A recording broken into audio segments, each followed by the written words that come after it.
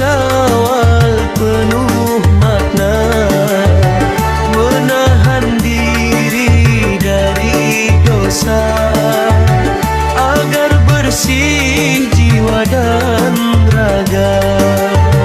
Kini tiba hari bahagia, hari ketupat penuh cinta.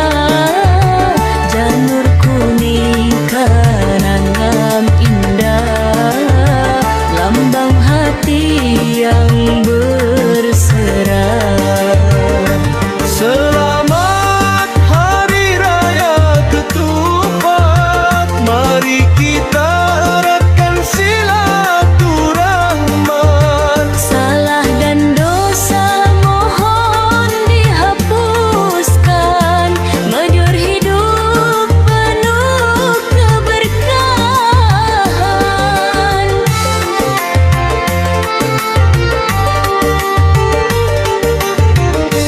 Ketupat tersaji di atas meja, opor hangat menggoda rasa.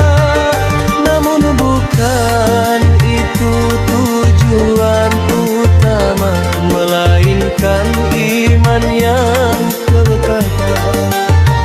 Jangan Syawal hanya berlalu tanpa perubahan dalam kalbu.